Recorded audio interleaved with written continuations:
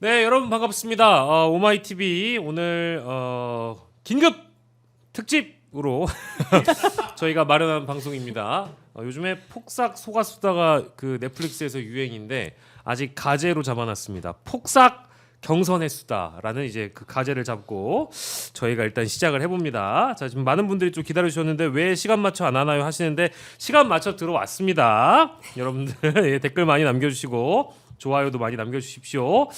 자, 어제 민주당 경선 호남 경선 마무리했고요. 누적 이재명 후보가 88%입니다.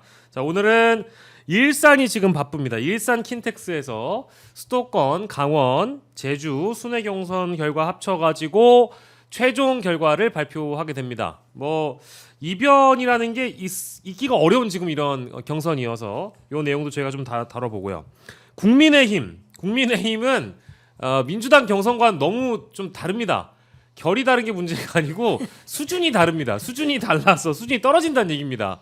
이게 대선 후보의 토론회일지 아닐지 정도로 저희 진짜 좀 의심이 될 정도로 바라보는 국민들의 좀 눈총이 좀 따갑다라는 거를 국민의힘 후보들이 아시려나 모르겠어요. 자, 양당의 경선을 점검해보는 시간 경선 횟수다, 폭삭 경선 횟수다. 오늘 두 분을 모시고 이야기를 나눠보겠습니다.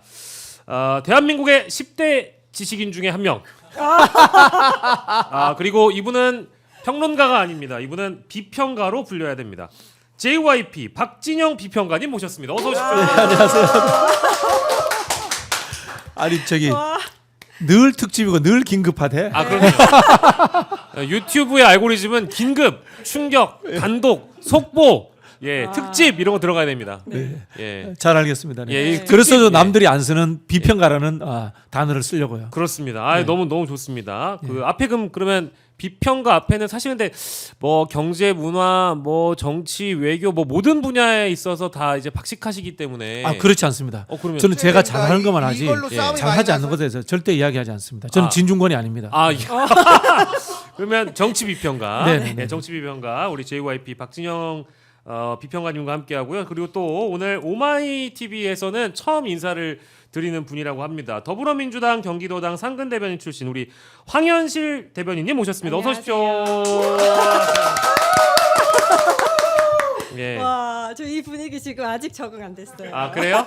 이제 금방 적응하실 겁니다. 네. 오마이 TV는 새벽 5시나 3시 반에 와도요. 네. 이 정도의 분위기입니다. 그런가요? 예, 네. 실제로 뭐 윤석열 탄핵 정국 하에서도 뭐 네. 아주 뭐 텐션이라고 하면 좋습니다. 어디에 뒤지지 않는 그런 네, 오마이 TV 잘 살펴보겠습니다. 일요일 점심에도 이런 텐션으로 함께하고 있습니다. 입체 생중계에 이어서 저희가 방송을 또 이제 해볼 텐데 자, 오늘 두 분께 일단 민주당의 경선 상황들 좀 이제 짚어보고 또 국민의힘의 경선 상황도 짚어볼 건데 그 전에 이제 저희가 언론에서 많이 관심을 좀 덜 갖는 후보들 앞에 좀 배치를 좀 해놨습니다.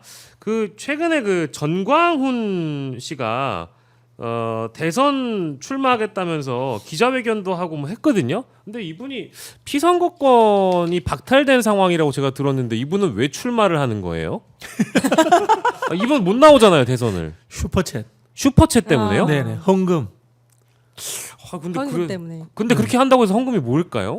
모을 수 있죠. 뭐 출마한다고 하니까. 근데 보통 이 출마를 하게 되면은 예비 후보 등록하고 후원의 계좌를 열어야 돼요. 예. 근데 이분이 제가 알기로 자격 정지 10년으로 알고 있거든요. 예. 피선거권이 없다는 뜻입니다. 네네. 그러면 이제 선관위에서 예비 후보 등록을 안 받아줍니다. 그렇죠. 그럼 어떻게 해야 되냐? 예. 출마한다라고 온 곳에 이제 연설하고 다니고 유튜브 출연하면서 예. 유튜브를 통한 슈퍼챗이라든가 또는 뭐 이 헌금 형태로 받지 않을까라는 추정이 됩니다. 네. 예. 근데 이게 사실 기자회견 할 때도 모든 질의에 다 응답을 하겠다라면서 기자들 모아놓고. 그러니까요. 근데 갑자기 특정 기자 막 나가라고 맞아, 했잖아요. 나가라 그러고 그쵸. 어디서 나쁜 것만 배워해주고. 그러니까요. 근데 어제 발언을 보니까 계엄령 잘못됐다고 하는 40% 북한으로 가라. 그리고 자유통일되면 윤석열 다시 대통령으로 복귀시키겠다 이렇게 얘기하거든요. 예. 계엄 때 사실 되게 수십만 명의 어르신 그 구구 세력들과 어르신 지지자들 앞에다 두고 본인이 되게 이렇게 얘기를 했을 때 네네. 어깨뽕 들어갈 정도로 굉장히 지지를 받으셨어요. 받으셨잖아요. 네네. 그걸 계속 이어가고자 하는 그 마음이 좀 간절하다라는 생각이 들고 예. 이 대선에 본인이 나가겠다고 하는 게 방금 이제 박 원장님 말씀하셨듯이 진짜 나갈 수 있는 사람도 아닌데 나가겠다고 하는 거 보면 계속해서 이런 이제 사람들의 환호와 네. 열성적인 지지를 계속해서 이어가고 싶다라는 네. 그 바람을 이렇게 이어가고 있는 게 아닌가. 뭐 관종이니까. 관종이다. 네. 네네. 이런 근데 이게 생각이 뭐 생각대로 될지 모르겠어요. 일단은 전광훈 씨는 이미 다 보도가 된 대로 대통령 선거 못 나오는데 뭐 예비 후보 등록하는 과정에서 슈퍼챗을 받아먹고 어쨌든 자신의 세력을 좀 결집시키는 그런 용도로 일단 출마선을 했다고 하더라도 윤석열이 돌아올 가능성은 제로잖아요. 그래서요. 뭐 제가 이게 역사적으로 비교를 해보니까 이 독일로 가면은 제가 윤석열을 히틀러에 비유했거든요. 네. 히틀러에 비유했고 그러면은 정광훈이 괴벨스가 돼야 되는데 네. 또 다를 수 있어. 네. 어떻게 되냐면은 윤석열이 히틀러의 정치적 후견인 역할을 했던 힌덴부르크라는 네. 대통령이 있어요. 네. 그럴 수 있고 정광훈이 히틀러가 될 수도 있어. 네. 이게 오묘한 이치인데 네. 지금 정광훈은 윤석열을 존경한다거나 좋아하진 않아요. 다만 이용하는 거예요. 예. 지금 윤석열은 더 이상 뭐 대통령 선거에 나올 수도 없고 정치 활동을 할 수 없단 말이야. 직접 한다는 것도 현실적으로 불가능해요. 네. 신당을 모은다는 것도 윤석열 신당, 네. 윤석열 자체가 자제시켰잖아요. 네. 근데 정광훈은 그걸 할 생각이 있는 것 같아. 아. 이게 뭐 꾸준히 돈도 되고 네. 또 조직도 되고 또 정광훈 목사가 건강하기 때문에 오래 사실 거예요. 네. 언젠가는 대선 출마도 할 수 있고 네. 그런 부분에서 저는 윤석열을 가짜 아버지처럼 정치적 네. 아버지처럼 모시고 나이는 누가 더 많은지 모르겠습니다만 네네.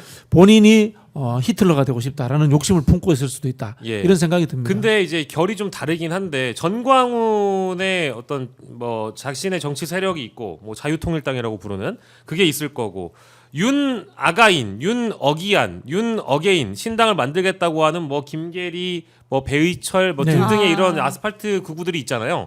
근데 여기 둘은 합쳐진다기보다는 좀 따로 가는 그런 양상이어서 근데 이제 경험의 차이가 존재하죠. 경험의 차이. 정광훈은 오래 해왔잖아요. 아, 그렇죠, 15년 그렇죠. 이상 해왔잖아요. 전문가죠, 전문가. 그렇죠. 예. 그 많은 사람들이 히틀러가 나치를 만든 줄 알아요. 예. 아니에요.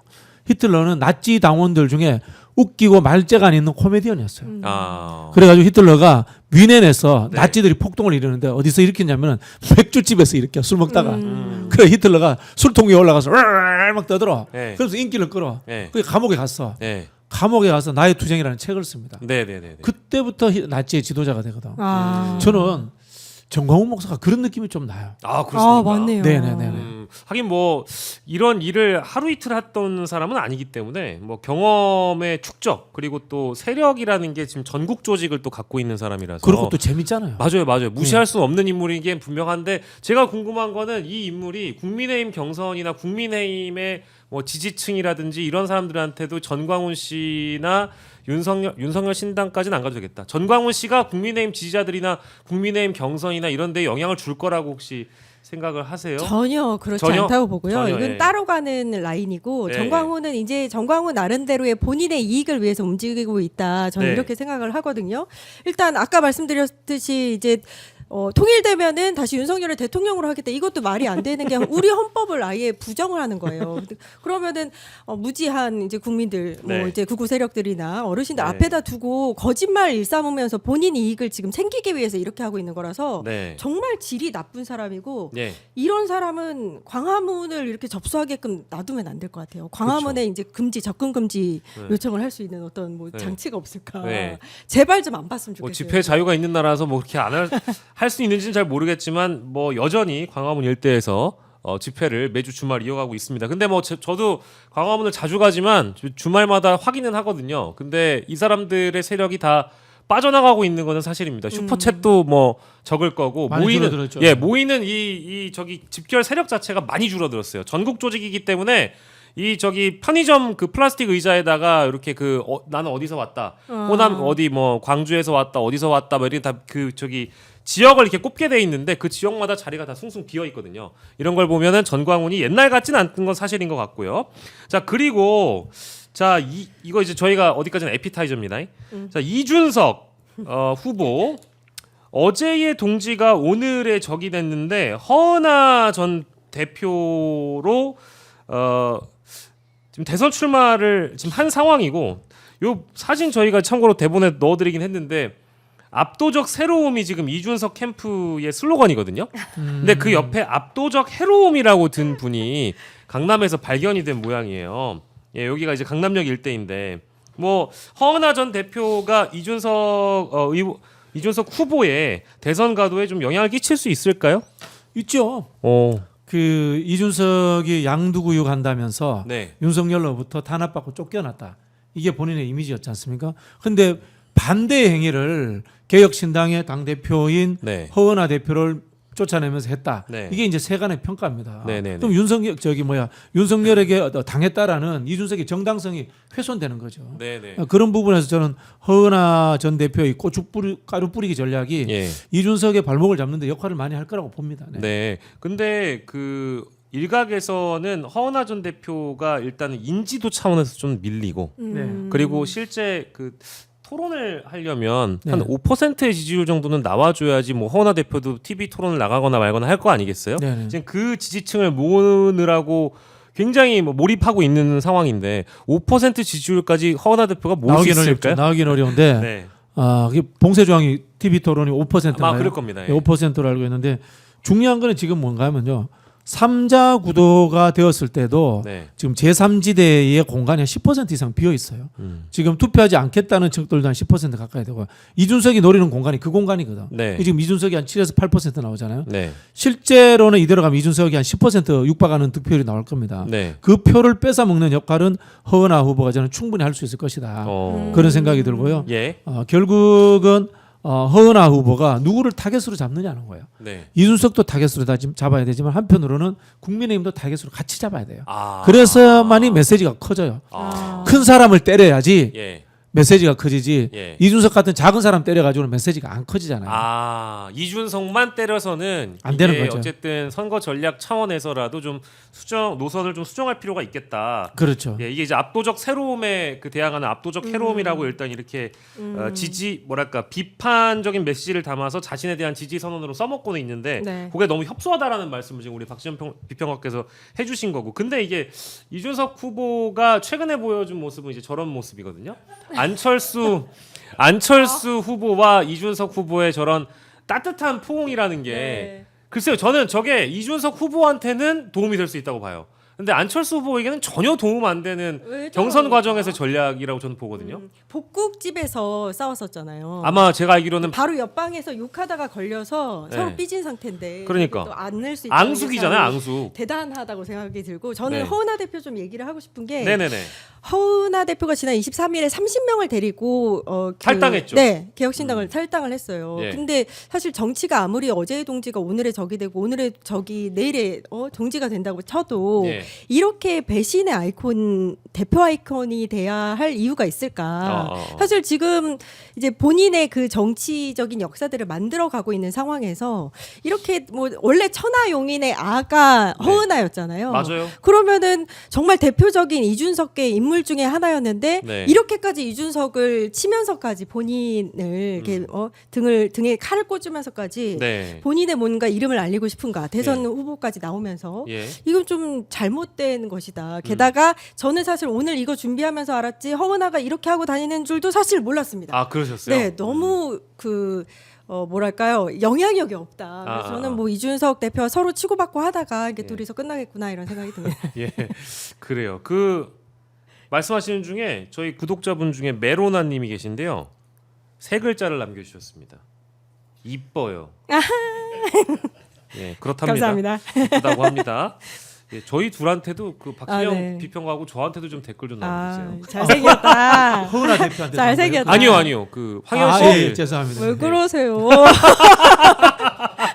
자, 아까 잠깐 사진 보여드리긴 했는데 이준석, 안철수, 이준석의 만남은 당연히 기획된 거잖아요. 네. 각자가 뭘 노렸을까요? 저는 안 후보한테는 큰 도움이 안 되는 전략 같은데. 둘 다 뭐 수준이 이벤트 업자 수준이죠. 네. 저는 뭐 정치권에 있어서는 안 되는 원투 펀치로 꼽으려면은 예, 저는 안철수, 이준석을 꼽거든요. 예, 두 분 다 비판 이념, 많이 가치, 했어요. 지향 예, 누구를 대변할 것인가 없고 예. 얄팍한 이벤트로서 국민을 눈속이는 사람들. 예. 그래 이제 대표격인 두 사람이라고 보는데 똑같은 겁니다. 지금 뭐 AI라든가 미래 성장 예. 이런 것들을 가지고 둘이 이제 한번 이미지를 서로 상승시켜 보자. 예. 이런 행동들을 한 것 같은데요.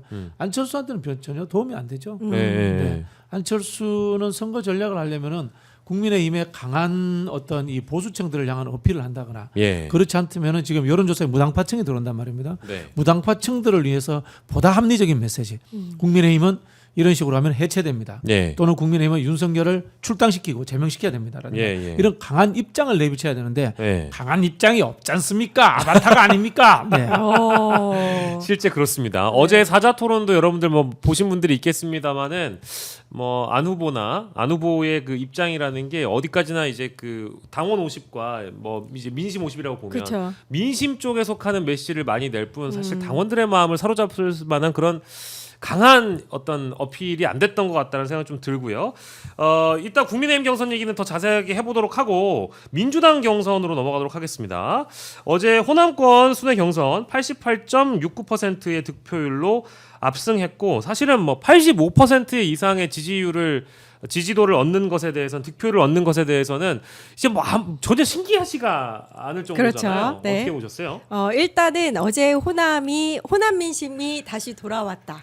너무 반갑다. 네. 이런 생각을 했고요. 예. 어제 17만 8,090표 얻었고 88.69%의 득표율을 얻었거든요. 예. 이게 보면은 지난 대선에서 호남에서 좀 안 좋은 성적을 얻었었고 대선 경선에서 지난 대선 경선에서 그리고 당 대표 선거 때도 사실 호남에서는 좀 좋은 성적을 얻지 못했었는데 예. 이번에는 호남에서 좀 많이 표를 주셨다. 네, 되게 네. 반갑다 이런 생각을 했고 예. 이재명 대표도 이 부분에 대해서는 조금 많이 생각을 하신 것 같아요. 왜냐하면 1박 2일 일정으로 호남에 미리 내려가서 예. 호남 민심을 잡는 그런 그 일정을 펼치셨거든요. 예. 그런 만큼 또 호남이 화답을 하지 않았는가. 예. 호남은 사실 되게 민주당에 있어서는 코어층이고 굉장히 중요한 지역 중에 하나입니다. 그런 예. 중요한 지역이 이번 대선 경선에서 이렇게 많은 표를 주셨다는 건 예. 대선 본선에서도 큰 힘을 주실 것이다라는 예. 그런 시그널로 잡힌다. 저는 예. 이렇게 봤습니다. 네, 지금 이재명 후보가 88.69%를 얻었는데 과거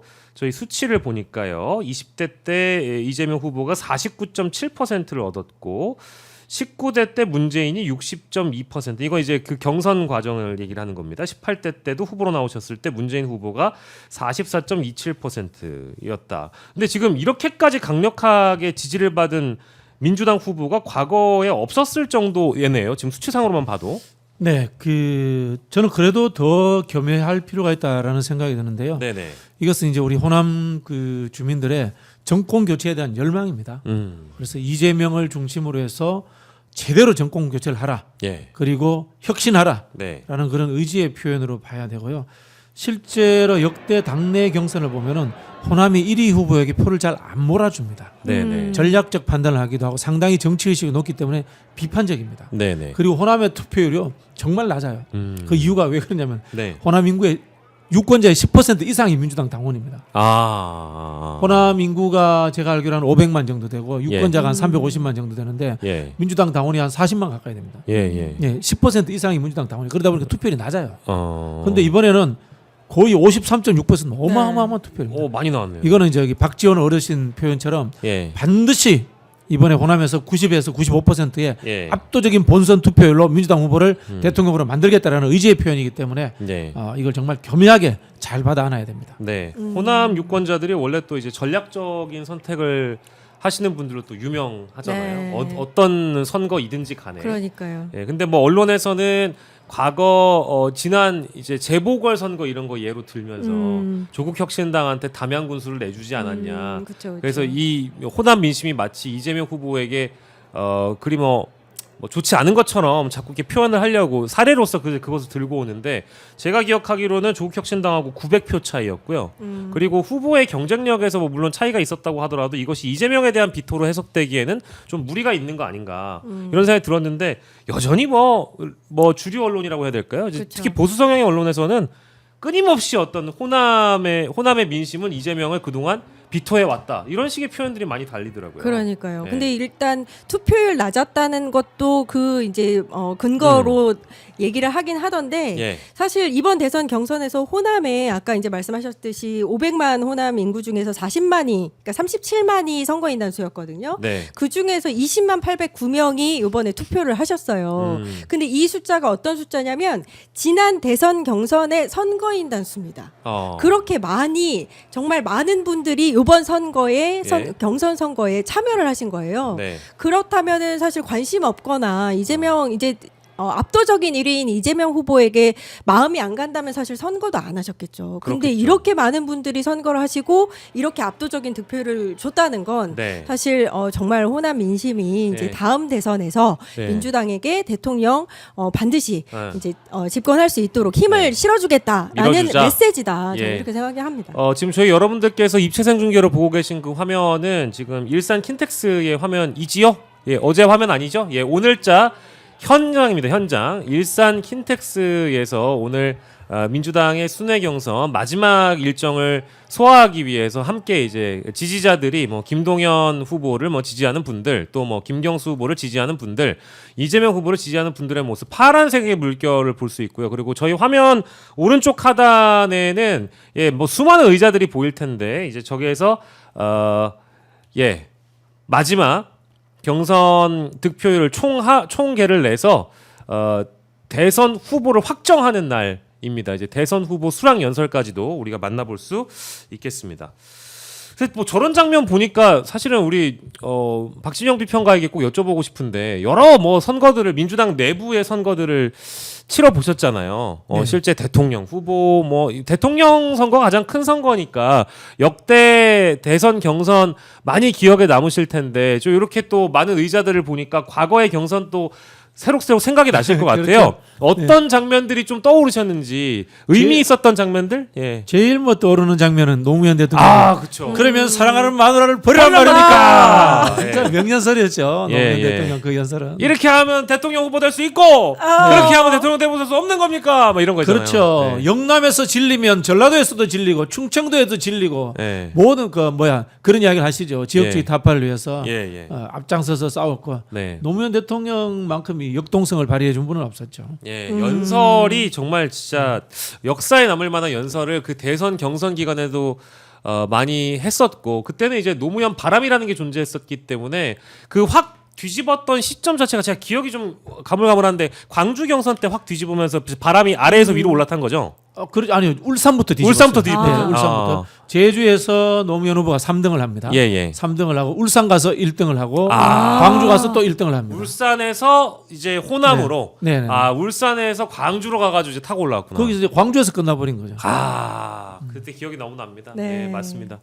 혹시 뭐 우리 황현실 대변인께서도 민주당 경선 중에 기억나시는 거, 뭐 대선 경선이든 저는 뭐 지난 다 좋습니다. 경선에서 아픔이 되게 많았던 것 같아요. 지난 경선? 네, 지난 경선에서 네. 특히 이제 지금 이제 이재명 후보에게 쏠리는 예, 예. 약간 공격성인 발언들 뭐 네. 이런 것들이 좀 많은 당원들 그 가슴 속에 좀 상처로 남았는데 네. 이번 경선 후보들한테는 사실 저는 조금 감사한 마음을 갖고 있는 게 네. 이번만큼은 그런 분위기를 보이지 않았다라는 점에서 참 좋다 이런 생각이 들고 네. 무엇보다도 이제 당원과 국민 입장에서 사실 이 경선에 임하고 있는 그런 모습들이 저는 많이 봤거든요. 예. 그런 면에 있어서는 참 좋다. 이번 경선은 예. 분위기도 좋고 네. 결과도 좋을 것이다. 이렇게 네. 생각을 합니다. 네, 두 분 말씀 이제 잘 전해드렸고, 우리 YDP님이 이런 말씀을 주시네요. 이 오마이TV의 현장 중계들을 이 최진봉 교수님이 사실상 이 독점하고 있는 이 독점 네. 구조를 깨야 된다. 네, 네. 그런 차원에서 우리 JYP 현장 진행해도 진짜 잘하실 텐데. 뭐 이런 말씀까지 남겨주신 거 보니까 최진봉 교수님 훨씬 잘하십니다. 네.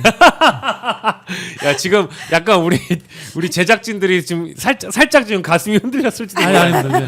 왜냐면요. 예. 생각보다 제가 말을 네. 좀 많이 하는 편이 아니에요. 또 또 필요한 말만 하시고 단답형으로 하기 때문에 예. 진행자는 저보다 우리 최진봉 교수님이 훨씬 잘하십니다. 그러면 이제 그런 그림도 아마 지금 우리 제작진분들은 상상할 수 있어요. 최진봉, 박진영 투톱 체제로 이제 현장 중계해달라. 예, 그런 말씀도 하실 것 찬성입니다. 같은데, 예, 어쨌든 우리 팀장님이 잘 고민해 보시고요. 자, 우리 김동연 경기도지사가 이런 얘기를 했습니다. 저는 이거 진짜 동의할 수 없는 얘기인데, 네. 특정 후보에게 90% 가까운 표가 모이는 것은 건강하지 않다? 이게 어떤 발언이라 어떤 목적으로 이런 발언을 했는지도 궁금하지만 이 발언 자체가 일단 맞는 건가요, 우리 비평가님? 다시 읽어드릴게요. 네. 특정 후보에게 90% 가까운 표를 뺏기는 것은 건강하지 않다. 뺏기는 것은 본인 뭐 본인에게 했냐 이 건강하지 말이야. 네. 아니 이거 아닙니까? 자, 우리 달리기를 합니다. 네. 네. 잘 달리는 선수는 100m 한 11초를 뛰는데 예. 그 선수 보고 천천히 달려 뒤로 뛰어 이렇게 할 수는 없잖아요. 그렇죠. 그럼 뭐야? 2등 3등 가는 주자가 예. 발에 모터를 달든지 뭐 최대한 빨리 뛸 생각을 해야지. 예. 뭐 이런 평가를 합니까? 이게 뭐 몰표에 가깝다 뭐 이런 표현들은 이제 주류 언론에 많이 등장하는 표현이고요. 당원들이 어쨌든 한 후보에 대해서 그렇죠. 전략적인 아까 이제 우리가 호남에서 왜 득표율이 높은지 네. 투표율이 높은지도 우리가 봤을 때 전략적으로 반드시 이재명이어야만 한다라는 민주당의 당원들 뜻이 모인 것뿐인데 이것이 마치 독재에 가깝다. 이재명 사당 아니냐 이제 이런 네. 표현하고 싶었던 거 아니었을까요? 저는 이 발언 굉장히 위험하다고 생각하는 게 네. 사실 이 발언 자체가 우리 당원들의 선택을 무시하고 그렇습니다. 부정하는 그쵸, 단어예요. 그쵸, 그쵸. 예. 그러면은 당원들한테 누군가가 반드시 이재명 후보만 뽑아야 된다 이렇게 강제를 했습니까? 네. 아니면은 이재명 후보를 뽑으면 우리가 뭔가를 줄게라고 뭔가 조건을 제시했습니까? 그게 그렇죠. 아니잖아요. 당원들이 자진해서 이재명 후보를 90% 가까운 지지를 보이고 있는 건데 거기에 대해서 건강하지 않다는 건 그럼 국민들의 당원들의 마인드가 건강하지 않다는 건지. 그래서 저는 김동연 후보에게 얘기해주고 싶은 게 이런 말씀을 하시면 하실수록 본인의 부족함을 나타내는 거다. 예. 그다음에 굉장히 지금 좀 불안 초조함이 느껴진다. 예. 저는 이렇게 생각하고 예. 김동연 후보님 이게 민주주의예요. 예. 이게 민주주의고 이런 상태에서 본인이 어떻게 하면 예. 더 지지를 얻을까를 고민하셔야지 예. 그 지지하고 그 후보들에게 표를 주는 그 마음 자체를 부정하시면 안 되는 겁니다. 예. 근데 지금 저희 지금 깜짝 놀라야 될 것 같은데 저희 생방 중에 최진봉 교수님이 지금 전화를 주셨습니다. 저희 혹시 방송 보시다가 전화 주신 거 아니에요? 아니 그건 아니고요. 저는 지금 광주 킨텍스에 있어요. 예. 예, 그래서 방희 씨가 개인적으로 통화하려고 통화를 한 건데 지금 제가 오해를 했네요. 저는 방송 보시다가 아니요, 저는 제 얘기하고 있었어요? 최진봉 교수님 얘기하고 있었는데요. 내 얘기를 왜 좀 하고 바꿔줘봐요. 있어? 아니, 잠시만요. 오마이TV 하고 있었어요? 예, 오마이TV 지금 출연 중인데요. 지금 킨텍스에 와 있고요. 예. 저희 이제 좀 이따 연결하잖아요. 예. 방희 씨 앵커 하는 줄 모르고 예. 신인규도 있어요? 아니요, 신인규는 없고 박진영, 황현실 있습니다. 박진영, 예. 그래 나는 그것 때문에 전화한 건 아니고 예. 그냥 여기 팬을 만났는데 박영식 우리 앵커를 좋아하는 팬이라고 하셨어요. 아이고. 이름 뭐라 그러죠? 몬순이라고 하세요? 몬순이? 예. 저 걔 잘 아는 분입니다. 예. 그분이 제 옆에 계세요. 지금 커피숍에. 그래서 하고 얘기하다가 박인재 앵커를 안다고 그래서 제가 예. 이제 전화를 연결한 겁니다. 아니 그럼 교수님 그럼 저기 전화 연결 긴급하게 된 김에 현장 분위기 좀 전해주세요. 이게요. 역시. 지금 사람들이 벌써 많이 와 계세요. 지금 이분도 박인재 앵커 팬분도뿐만 아니라 많은 분들 이제 식사도 하시고 킨텍스에 보면 식사하는데 커피숍 많잖아요. 예. 저도 이제 커피 사러 왔는데 커피숍에서 만났어요. 깜짝 놀랐어요. 이분이 순천에서 올라왔어. 순천에서. 순천 당원이시죠. 네. 예, 맞아요. 근데 재밌는 건 나를 좋아하는 것도 아니고 다른 사람 좋아하는 게 박영식을 좋아하는 거야. 왜 그러냐고. 왜 박영식이냐. 이해가 안 된다 나는 도저히. 예. 그런 말씀을 드렸습니다. 지금 옆에서 교수님 박진영 평론가가 잠깐 말씀 좀 나누겠다고 하시는데 잠시만요. 여보세요. 박진영입니다. 왜안 오세요? 네, 저희 대한민국 최고의 리포터 우리 최진봉 교수님. 정치 현장에서는 최진봉이 최고봉이야. 네, 이걸로 대신하겠습니다. 진영이 빨리 오셔야죠. 예, 교수님 진영이. 교수님 너무 고생 많으시고요. 이따 저희가 입체 생중계로 또 뵙겠습니다. 예, 그러겠습니다. 네, 감사합니다. 파이팅! 예. 와. 이거 실제 상황입니다. 아니요. 저 짠 적이 없어요. 제가 봤을 때 우리 이렇게 하시네. 최진봉 와. 교수님이 양반은 아니야. 아니 대뜸 물어보시잖아요. 내 얘기하고 있었어요?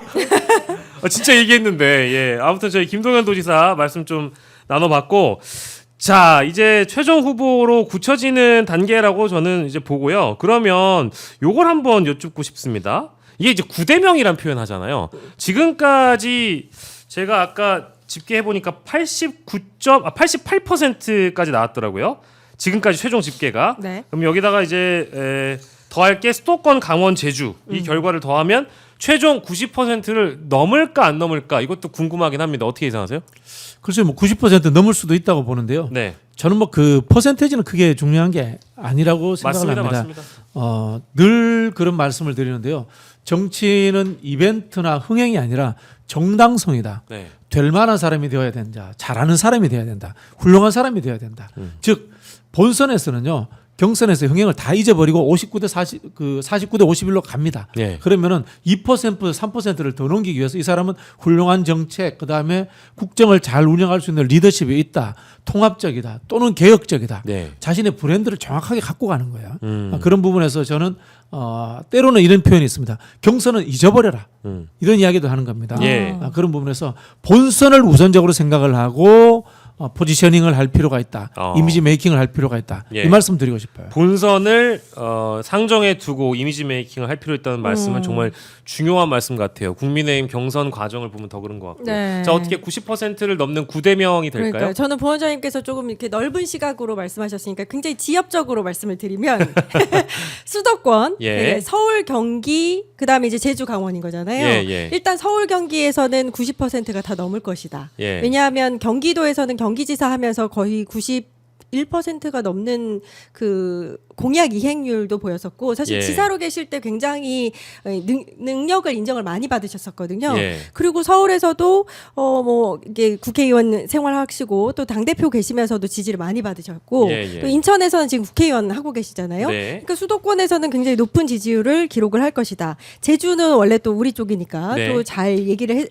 지지를 해주실 거고 그래서 예. 오늘 수도권 경선에서 90%가 넘고 네. 전체 득표율에서도 90%가 넘을 것이다. 예. 네, 저는 그렇게 보고 있습니다. 아, 그렇군요. 실제 그 예상이 맞는지 여러분 입체 생중계 오마이TV에서 끝까지 함께 하시면 그 결과를 만나보실 수 있습니다.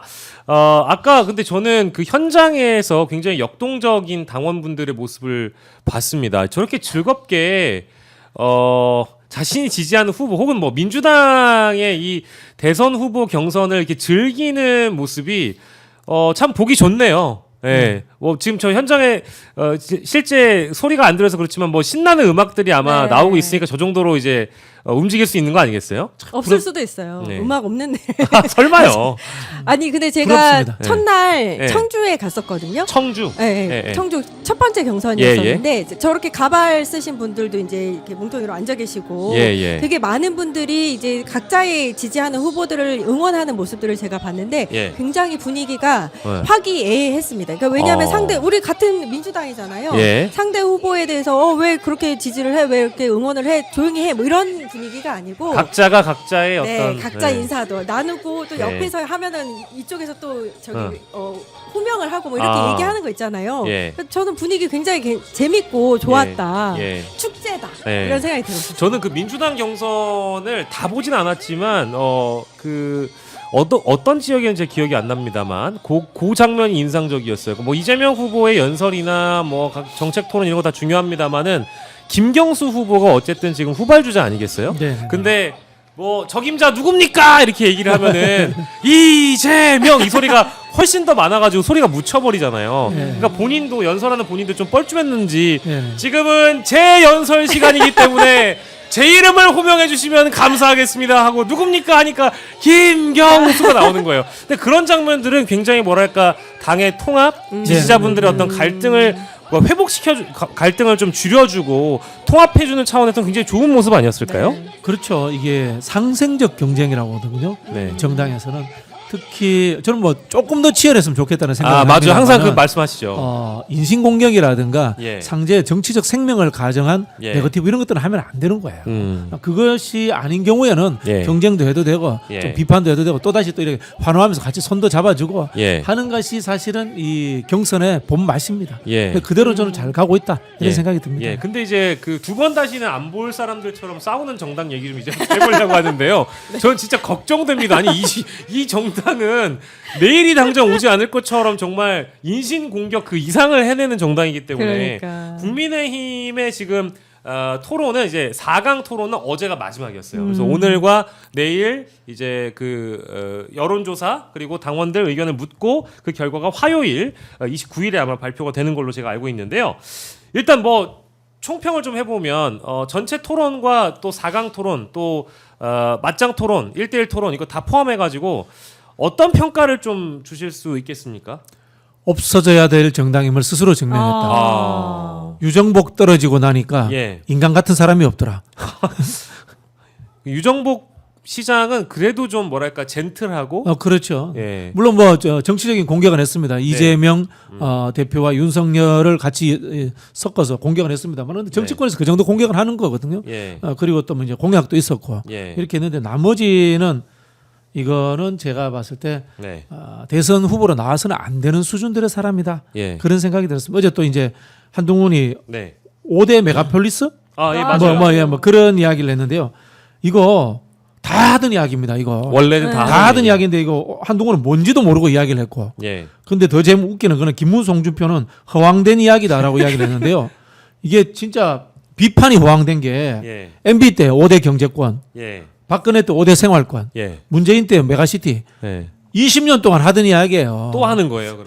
하던 이야기인데 이게 실현 가능성이 없고 뭐 전두환 시대 때도 안 된다 이런 이야기는 말이 안 되는 게 당연히 해야 되는 이야기를 하는 건데 예. 참 그 수준들을 보고 깜짝 놀랐습니다. 예. 근데 어제 진짜 김문수, 홍준표 두 후보가 마치 협공하듯이 갑자기 사이가 김문수 좋아. 후보 질문 시간이었거든요. 그렇죠. 예. 근데 갑자기 홍준표 후보님, 그 네. 대구시장인데 어떻게 생각하세요?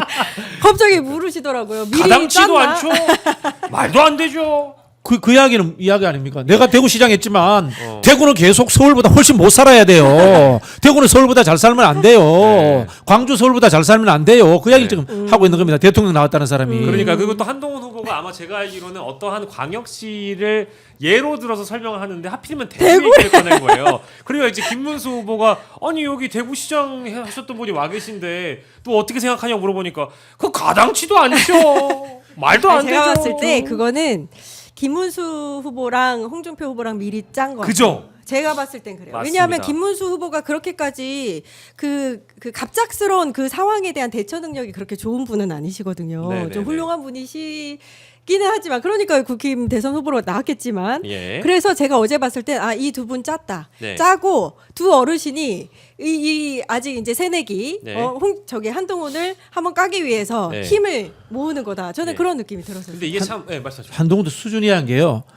홍준표가 물어요. 대한민국 예산 얼마 드는지 아십니까? 350조래. 아, 사실 버스비 얼마인지 지하철비 얼마인지 몰라도 돼요. 네네. 그러나 대한민국 예산을 알아야 될 거 아니야. 대략 누구나 다 한 650조에서 700조 가까이 된다는 거 대한민국에 평론하는 사람들도 다 아는데 예. 법무부 장관 했다는 인간이 대한민국 예산이 350조래. 이런 인간이 무슨 대선 주자를 합니까? 공직도 예산 안 되는 수준이야. 네, 뭐 물론 이제 그거에 대한 설명도 토론 끝나고 제가 알기로는 정정한 걸로 알고 있는데 이미 좀 때는 늦은 거죠. 그쵸, 왜냐하면 때는 늦었죠. 그거는 바로 튀어나와야죠. 그렇죠. 대통령 후보쯤 되시는 분들이라면 아이고. 그냥 좀 인접하게라도 그렇죠. 예산이 얼마나 되는지 아느냐 이렇게 물어보면 600조 아니었나요? 이 정도까지 그렇죠. 했으면 네. 이해가 되는데 그러니까.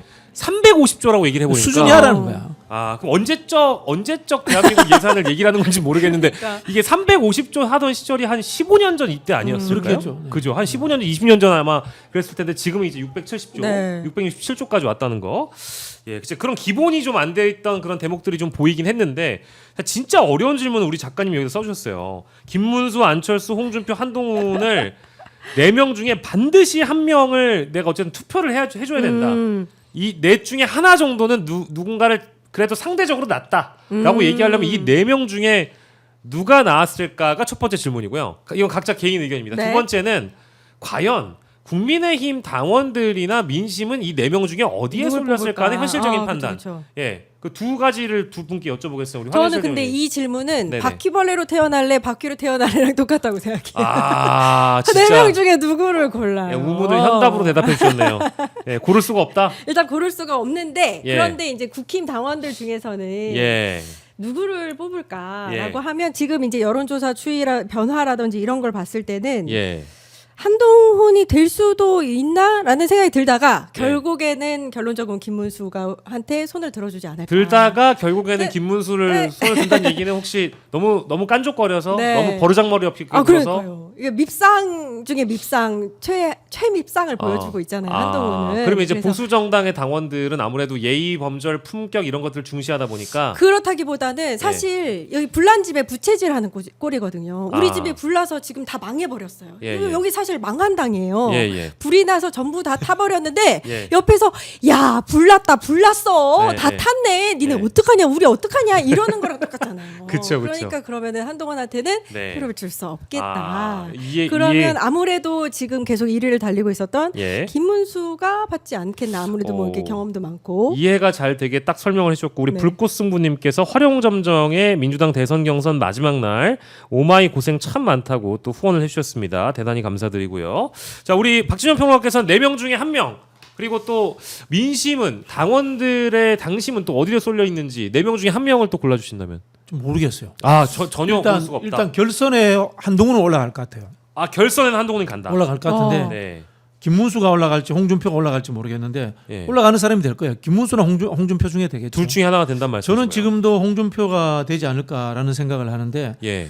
사실 넷 중에 가장 예의 없는 사람은 홍준표, 예. 가장 품격 없는 사람은 홍준표, 예. 가장 꼴본수 홍준표. 근데 홍준표는 보수야. 예. 보수인데 제가 봤을 때 김문수는 매국적이에요. 아. 뉴라이트적 사고를 그렇죠, 갖고 그렇죠. 있다라는 문제점이 있고 네. 안철수는 이념이 없는 기회주의자고 예. 예.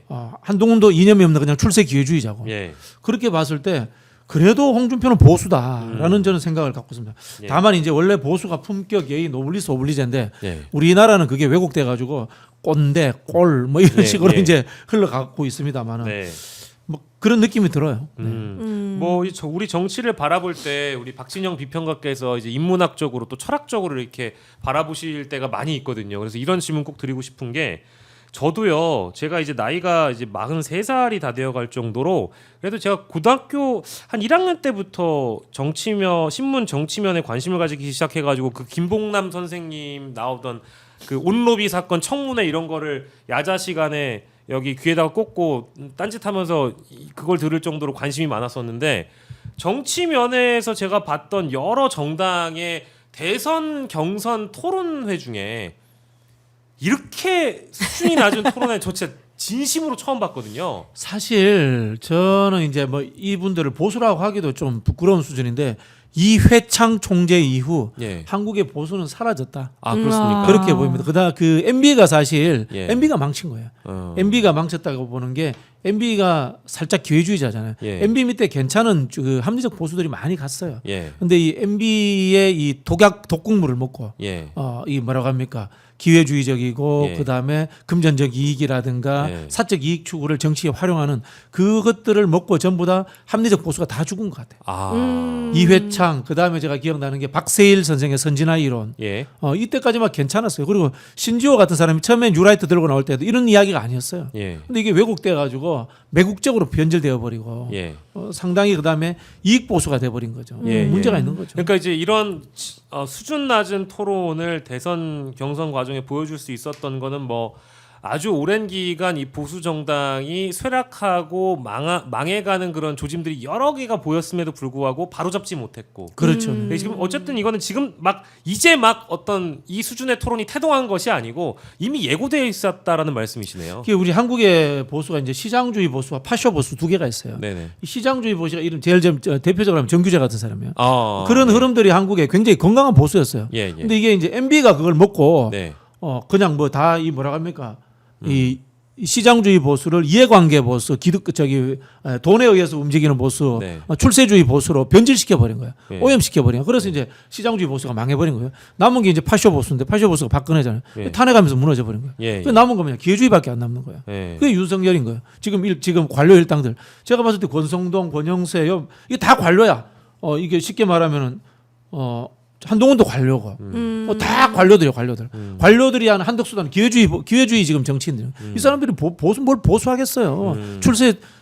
출세에 눈먼 사람들인 거지. 쉽게 말하면. 예, 그러니까 이념도 없고 그런 거 관심이 없어. 없고 오직 자신의 이익만 남아 있는 그렇죠. 이제 그런 보수라고 부르기도 아까운 그런 정치 세력으로 남아 있다 보니까 이제 이런 수준 낮은 토론이 탄생한 배경이다 이제 말씀 주셨는데 혹시 우리 황현실 대변인께서는 네. 왜 이렇게까지 낮은 수준의 토론이 탄생했을까요? 그래서 저도 박진영 부원장님 말씀에 적극적으로 공감하는데 이게 네. 굉장히 슬픈 현실인 거예요. 사실 안타깝게도 대한민국은 거대 양당제거든요. 예. 그러니까 두 개의 거대 양당 중에서 한 곳이 이렇게 정말 힘없이 무너져서 내려가는 거의 네. 바닥을 드러내고 있는 거를 저희가 실시간으로 이렇게 보고 있는 거거든요. 예, 예. 그럼 사실 대한민국을 이끌어가야 되는 양당 중에 한 곳인데 예. 보수 일당이라는 곳이 이렇게 하고 있다는 것은 참 예. 슬픈 현실이다라는 예. 생각이 들고 예. 그렇게 된 데에는 이제 국민의힘이 사실 국민을 위한 정치라든지 이제 앞으로 대한민국의 미래를 생각하는 정치를 해온 것이 아니라 예. 이기기 위한 정치 무조건. 네. 그래서 상대를 잡아 눌러서 예. 이재명 대표를 자기의 적으로 치부를 하고 예. 그 사람을 악마함으로써 본인들이 이제 이득을 취하는 그런 정치를 취해 왔잖아요. 예. 그런 면에 있어서 지금은 이재명 대표가 뭐 공직선거법에서도 무죄를 했고 또 네. 대한민국 여론에서도 그 국민들의 지지를 굉장히 잘 받고 있고 그러니까 예. 전략을 상실했다. 예. 그래서 지금 카오스 상태다. 예. 그런 상태에서는 정신 못 차리고 저렇게 지금 예능하는 것처럼 예. 지금 굉장히 본인들이 만들어낸 조기 대선이거든요. 네, 그런 그렇죠. 상황에서 이렇게 엔터테인먼트 하는 것처럼 저렇게 웃고 있다. 예. 서로를 뒤집고 있다. 이런 예. 변에 있어서는 예. 안타깝다. 예. 라는 생각이 듭니다. 그러니까요. 저도 이제 시간을 좀 거슬러 올라가 보면은 여러분들이 뭐 이제 유튜브에도 잘 나와 있는데 이회창 당시 후보 대통령 후보와 노무현 대통령 후보의 토론은 굉장히 풍경이 수준 높은 굉장히 토론이었어. 수준이 진짜 높고 아. 진짜 격이 네. 그 제가 다시 보고 공부 모델로 삼을 정도로 네. 정말 좋은 토론이었어요. 그때 이제 지상파 시절이었기 때문에 그때는 정말 뭐랄까 지금처럼 막 매체가 발달해가지고 이 어떤 컨텐츠를 재강해가지고 널리 확산될 정도의 상황이 아니라 진짜 관심이 있는 분들이 많이 지켜봐야만 하는 시절이었는데도 불구하고 그 토론만큼은 기억이 나거든요. 그리고 심지어 경선으로 따지면 이명박과 박근혜가 붙었던 그 치열했던 경선 그거는 완전 상대방에 대한 그 개인 의혹에 대한 검증을 굉장히 뭐랄까 빡세게 해가지고 정말 진검승부였단 말이에요. 그렇죠. 근데 그것도 아니고 이것도 그러니까. 아닌 이런 토론은 반지성 시대, 반이성 시대의 산물이 아닐까라는 네. 생각이 들어서 아니 이렇게 강도 높게 네. 비판하는 거는 사실 조중동마저도 저 토론을 비판하기 때문에요. 그러니까요. 모든 사설이 다 비판했어요 저 토론을. 아유 참 안타깝습니다. 아 맞다 아까 그래서 우리 박지원 평론가께서는 한동훈 결선 올라가고 김문수, 홍준표 둘 중에 하나 올라가는데 어쨌든 당원들이 당심에 따라서 김문수든 홍준표든 뭐 둘 중에 하나 올라갈 것 같다 본선에 그 말씀 주셨고 우리 황현실 대변인 네. 하나 꼽아주시면 저도 비슷하게 2강으로 이제 갈 때는 홍준표, 김문수 중에서 한 분이 올라가고 네. 저분 이름이 예 누가 이름을 기억을 못 하시는 건 저 사람 안철수 따라하기 한 거예요? 안철수 따라하기? 아닙니다. 어떻게 한동훈. 안철수. 한동훈. 네. 그래서 한동훈과 김문수나 한동훈과 홍준표냐. 이 예. 싸움이 될 거라고 저는 봅니다. 왜냐하면 예, 예. 김문수와 홍준표는 좀 비슷한 예. 캐릭이라고 본다면 예. 한동훈을 또 밀어주는 층이 있을 거거든요. 네. 그렇게 가지 않을까 생각이 듭니다. 네 알겠습니다. 이제 그 예상도 저희가 다음 주에 만나볼 수 있고요. 근데 안철수 후보는 이게 그런 걱정을 하시는 분들이 많아요. 최근에 어떤 장면이 저기 언론에서 조명을 받았냐면 민주당에 있는 후보 이름이 기억이 안 나서 한참 뜸을 맞아요. 들이다가 옆에 이제 보좌하시는 분이 귓속말을 해주고 이재명이지 이러시더라고요. 그래서 그러니까 건강 이상설 뭐 글까지는 모르겠는데요. 뭐 이런 얘기까지 나오고 말이 또 발음이 더 꼬인다 뭐 이런 얘기가 있어가지고 그건 아니겠죠. 이제 안철수 후보가 1960년생이에요. 네. 근데 생각보다 2010년도에 정치권에 들어왔으니까 네. 오래 했습니다. 한 15년 됐는데 네네네. 이제 용량이 예. 다 찼다. 아, 외워서 하는 거는. 외워서 하는 건 끝났다. 이분은 이해력이 아니고 암기력이지 않습니까? 예, 예. 정치도 암기해서 하지 이해되지 않는 사람이지 않습니까? 그래서 예, 그만하시는 게 맞다고 봐요. 예. 이제까지의 사실 아마 한국 정치에서 가장 조롱받은 정치인이 아닐까라는 슬픈 현실이 있습니다. 그러니까. 예. 아니 저는 그만하시는 게 맞아요. 한편으로는 안철수라는 사람 자체가 우리 그러니까 입문하기 바로 직전에 예. 우리 정치계의 혜성같이 떠올랐을 때 맞아요. 그 어떤 청년들이 좋아하는 순수함, 아, 온 그때 국민들이 멋있었는데. 그런 부분에서 기업가 안철수이자 또 의사 안철수로서 네. 그가 갖고 있는 고유의 이미지가 있잖아요. 그러니까. 그게 완전 이제 퇴색돼 버린 것 같다는 느낌이 좀 드는 거예요. 근데 사실 사람이 완벽하지 않고 신은 늘 공평하세요. 네, 그러니까 그 안철수 후보가 가지고 있는 강점이 분명히 있었고, 음. 그러니까 의사로서 아니면 학자로서, 그러니까 머리가 좋으신 분이니까 그쪽으로 열심히 하셨으면 참 좋은 인물이 되고 지금도 추앙받는 위인이 되셨을 텐데 네. 굳이 정치로 와서 이렇게 모멸감을 느끼시고 당하시나 예. 창피를 당하시나 이런 생각이 들고 예. 저도 사실 그 장면을 보고 좀 놀라셨죠. 의아했거든요. 예, 예. 그 다음에 이제 그 기자회견이나 이런 데서 보면 발음이 굉장히 많이 무너지세요. 원래 예, 발음이 좋으신 분은 아니시지만 네네. 요즘 유독 발음이 많이 무너지시는데 이게 약간 이게 중압감 때문일 수도 있고 예. 정말 이제 한간에서 펼쳐지는 그런 건강 이성설 때문일 수도 있는데 예. 일단 경선 끝나고 나면 조금 한가해지실 테니까 건강을 좀 벌써 떨어지신다고 예상하시는 거예요? 건강을 좀 잘 챙기셨으면 좋겠다라는 생각이 듭니다. 근데 이제 그 세종대왕 이순신 장군 동상 앞에서 안 후보가 그 대선 출마 선언하셨을 때도 보니까 약간 이렇게 여기 입술이 이렇게 파르르 떨리고 그 손도 좀 떨어지는 것 같더라고요. 네. 그러니까 이제 긴장을 잘 이렇게 관리를 못 하시는 건가? 그게 첫 번째로 생각이 들었고 사실 이런 경험이 많기 때문에 메시지는 뭐 나쁘지 않다고 하더라도 전달이 잘 되는 거는 상황을 그러니까 경험에 의해서 이제 뭐랄까 발전이 될 수 있잖아요. 네. 뭐 대선 나오는 것도 한두 번이 아닌데 그러면은 이제 떨 때는 이미 지나갔거든요. 그렇죠. 시기가. 근데 아직까지 조금 긴장하시는 거 보고 아 저게 이제 극복하긴 좀 어려울 수도 있겠다. 그 정치 근육이라고 하잖아요. 그게 네. 태생적으로 만들어지지 않는 분인 것 같아요. 이 판에 안 돌았으면 하는 그게 맞아요. 지금도 아쉬움이 남고요. 맞아요. 예. 이제 그만 돌아가세요. 가서 쉬셔요. 네. 좀. 제발. 예, 예. 두 분이 뭐 심각하게 또 문제점을 지적을 해주셨고요. 자 그리고 이제 한덕수 권한대행 얘기를 해야 되는데 이게 지금 뭐 당장 다음 주에 일단 사의를 표명한다라는 얘기가 이미 며칠 전에 돌았고 심지어 어떤 언론은 5월 초에 국민의힘에 뭐 입당을 해가지고 단일화를 치던데 이게 사실 어제 사자 토론회에 나왔던 얘기입니다. 입당을 해서 그 경선을 통과한 1인과 또 다시 여론조사를 벌이고 최종 후보를 결정한다. 근데 이거는 상도덕이 아니지 않나요? 그러니까 이거는 대선 경선을 뛴 후보들한테 너무 예의 아닌 거 아니에요? 그러니까. 그건 상도덕 사정을 넘어서서 헌법 8조 2항 정당은 민주적으로 운영돼야 한다. 네. 위반입니다. 위헌 정당 소송 들어갈 수 있는 사안입니다.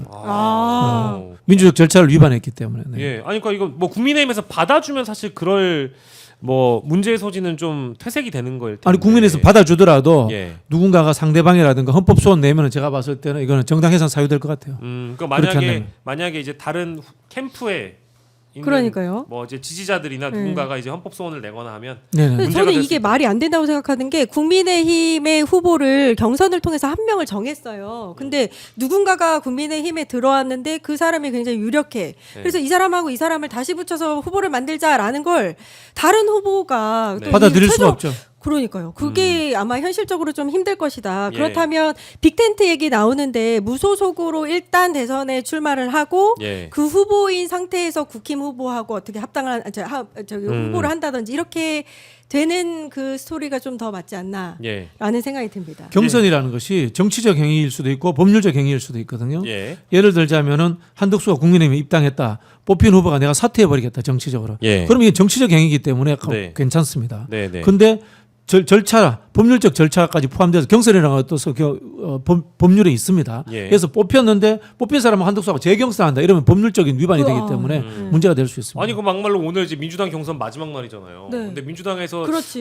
어떤 뽑은 후보가 지지율이 잘 안 나오고 뭔가 판을 뒤집기엔 부족하다고 해가지고 민주당 경선 다 끝났는데 외부에서 누구 데려와가지고 입당시켜가지고 그 본선 올라갈 네. 둘 중에 하나를 또 결정하겠다라는 게 이게 민주주의 원리에 맞는지는 저는 잘 모르겠습니다. 이거는 국민의힘이란 정당 자체가 이제 그런 습성을 버려야 돼요. 그게 제가 외부 예. 해체될 때 됐다는 뜻입니다. 그러니까요. 아니 이게 심지어 문재인 정부의 검찰총장 데려와가지고 대선 후보 만들어가지고 집권한 정당입니다. 그 정당이. 그러니까요. 예, 일단 그 말씀 드리고 자 현장에서 역시 우리 현장에 강한 우리 최진봉. 예, 현장 거리에는 응원봉, 현장에는 최진봉. 예, 최진봉 우리 교수님이 기다리고 계신 모양입니다. 현장으로 저희는 넘기고요. 박진영 평론가, 박진영 비평가 그리고 우리 황현실 대변인, 저는 박영식이었습니다. 현장으로 가보시죠.